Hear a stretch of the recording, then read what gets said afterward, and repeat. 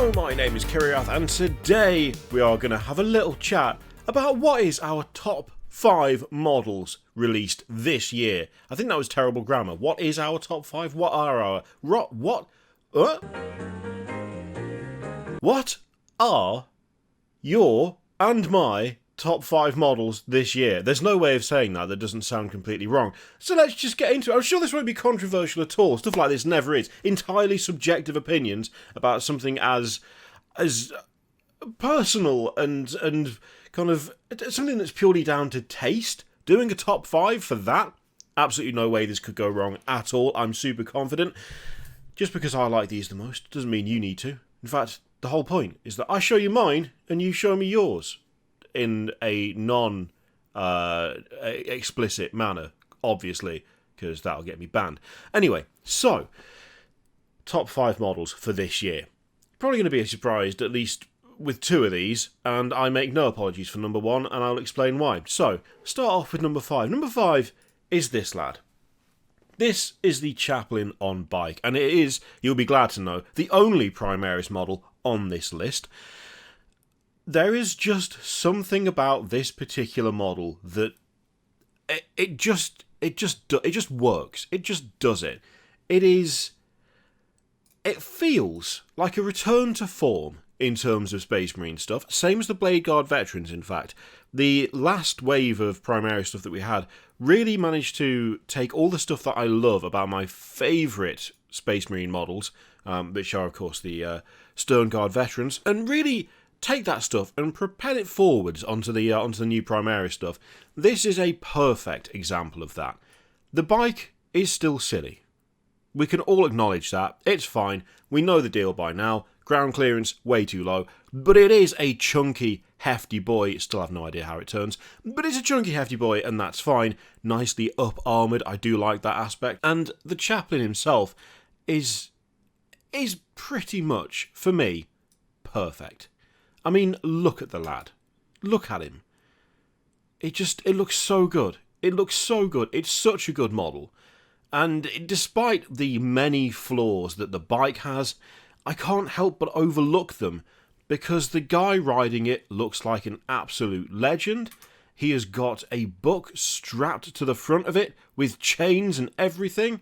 I mean, I just love everything about this. There is no part of this model that I don't like. Even the bits that, clearly don't make a huge amount of sense, I can't help but overlook because of everything else. This, to me, is like the perfect crossover between the old style of Firstborn Marines, the more decorated models, things like the Chaplains and the Stern Guard and your Vanguard, and even things like Death Company and Sanguinary Guard, stuff like that. This feels like a nice, perfect culmination of all of that put together with the more kind of streamlined, modern-looking Primaris stuff. Love it.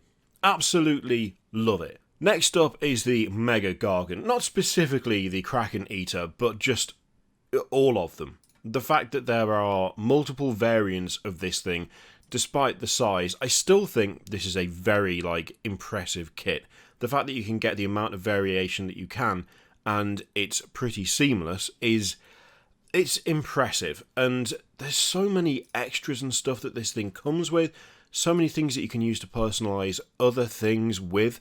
I don't know, there's just something about this that I really, really like. I think they've done a really good job on this one. It's grisly in all the right places. It could be... I think with something of this size, there's always a danger of making it a bit too populated. You don't want big plain sections on models because it can look a little bit off. It can look a bit boring.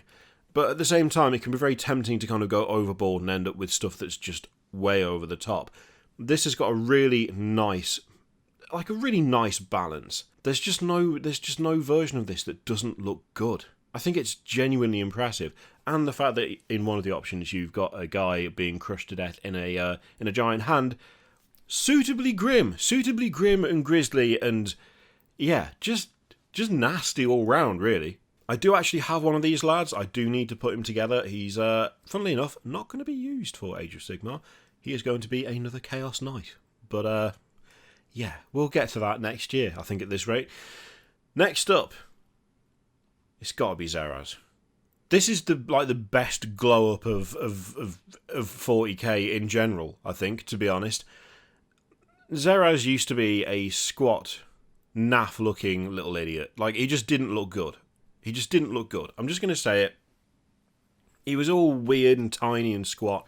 He had no real presence. His personality just, I don't know. The old model, it kind of looked like if he talked, it would just go, eh, and that would be it. It was not a good look for him. This is a really good look for him, especially since this is like, this kind of embodies all that weird, otherworldly, really creepy stuff that the Necrons have now got going on. Like more so than before by far. This four-limbed monstrosity that is considerably taller than everything around him. The weird bits of technology attached to him. The kind of the multiple arms, the massive staff. It's obviously alien because it's Necron, but there's also there's a touch of that kind of cosmic horror with Zeraz, which only gets kind of more extreme as the Necron range was kind of re-released, or at least we got to see more of it. It feels like Zeraz was like the first in a long line of stuff that I looked at and went, they're going more horror. They're going more horror. This is brilliant. And this guy is the first, and I absolutely love it. I love this model. Again, I've put him together, but I've not got around to painting him yet because I can't decide on a damn scheme for my Necrons. But just outstanding model. Looks so good. So good. Now, the number 2 slot might surprise you somewhat because it's this lad. The Light of Altharion from the Lumineth Realm Lords, which is still one of the most difficult to pronounce names. I don't know why. I think it's because there's too many L's and M's. The Lumineth Realm Lords, it just gets a bit if you say it too quickly.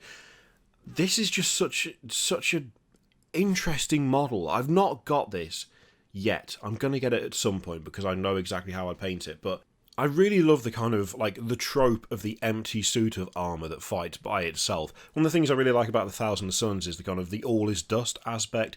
The fact that some of them, it's just a suit of power armour with dust inside that is still walking around doing stuff. I love that idea, I love that concept, but the execution of this particular one just works so well. It's really cleverly designed. I think that's the thing I like about it. It's just, it looks like it works. The fact that you've got these different kind of hollow elements of the armour that seem to be hovering with I would say, seamless joins in certain places, like to get that effect. It's just so well done. It is so well done. You know, it's all trickery of angles. It's all like, everything's anchored in certain places. It's all anchored to the cloak for the most part. But it's done in such a way that, you know, as you kind of move the model around, it's just super well done. It is super well done. Like, I know how they've done it, but when you look at the armour, it doesn't look like that's what's happening, is the thing. It might be the way that they've achieved the effect, but the effect isn't ruined for it. It's been done in such a way that you can just sit there and examine it and go, well, yeah, the arms are attached to the cloak, and then the legs are attached to the cloak as well. One of them's attached to the scabbard, or the base, alternatively. In fact, yeah, the left one, I think, is just on the base. Like, you can pinpoint where all of this stuff sits, but it doesn't ruin it. It doesn't make it worse. It still looks exactly how it should. Just super impressive, and a really, really nicely detailed bit of armour at that. Like, it's really nicely ornamented. It's not too over the top. It suits the model really well. Suits the scale really well. I just love it. I think it's just super well done. And finally, for the number 1 for me, personally, and I will say before we go in, because I know that there'll be those of you who are like, what the hell are you doing? What is wrong with you? I cannot express to you the power of nostalgia, right? Technically, these are not the most impressive models Games Workshop have made this year, not by a long shot. I would say, even in terms of like, out of the box looks, they're not the best looking models of the year. But these things, the Ophidian Destroyers, the Necron Ophidian Destroyers, have something that only really the Monolith has, in terms of like pull and attraction to me. They have a massive amount of nostalgia attached to them, because the minute I saw these Altharion Destroyers, my immediate reaction was, oh my god, they've brought Necron Wraiths back. Not Canoptech Wraiths, not those ones. We still have those. I'm talking your original metal Wraiths. I had quite a few of those metal Wraiths. I don't anymore, sadly. I have no idea where they've gone. I think they got lost in a house move. Or did I give them away? I can't remember. Either way, these models just instantly teleported me back to playing with my Necron army when their codex first was released, and assembling those fiddly, stupid metal wraiths that fell apart at the drop of a hat. And even though I looked at these and went, oh, I'm not sure about the arms, I like them, but the arms I'll probably get rid of, which I have for assembling mine. Even though I looked at them and didn't like one aspect, the sheer power of, like, just seeing wraiths again, like new versions of wraiths, it just gave me a happy feeling that like, I get a happy feeling every time I see a really good model, but there's something powerful about the nostalgia that these things bring. You know, like, weekends spent with friends at the local gaming store where we would get together and there would be a whole bunch of people and we'd have a bunch of games for 40k, and we'd always go to the same really shit McDonald's that was round the corner for lunch every time. Then we'd come back, play more 40k. For some reason, seeing these just brought back a flood of memories, and positive memories all round at that. Just enjoying playing with my Necron army. And yeah, they just brought that back. Brought that back massively. So did the flayed ones, in fairness. Now, the flayed ones aren't out yet, and I'm only treating models that have come out this year, not been revealed. But yeah, the flayed ones had a very similar effect, where I was like, oh, I used to run these. I used to run wraiths and flayed ones and a couple of heavy destroyers, and it just took me back.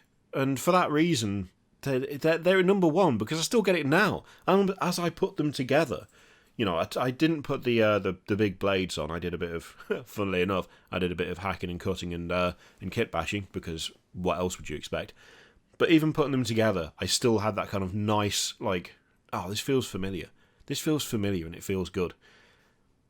For that reason, they've got to be my number one, because they're what gave me that immediate transport back in time to when I was a considerably younger person. I really don't want to think about how long ago it was, but, you know, that's just how it works, isn't it? So yeah, they are my number one, only partially because of what the models look like, and mostly because of how they make me feel. But you know what? Sometimes you can find the ugliest model in the range and it will give you that kind of flash of, oh, I love this, because of, not necessarily because of what it is, but because of what it reminds me of. This is one of those instances. Love them. Absolutely love them. Quality. So, let me know in the comments down below what your top 5 models released this year are, what your absolute favourites were, and why. Is there one that did the same thing for you, where you just saw it and you were like, I am back to being a wee lad or lass, playing with an army for the first time, or, you know, collecting an army for the first time? Let me know in the comments down below. I'm looking forward to reading those, so you better. In the meantime, feel free to click all the things, Patreon, video, subscribe, all that stuff. Click it if you like. Don't click it if you don't want to. And as always, there's an affiliate link in the description for Element Games, which you can use if you would like. I leave it in your capable hands. Thank you very much for watching. I'll see you next time.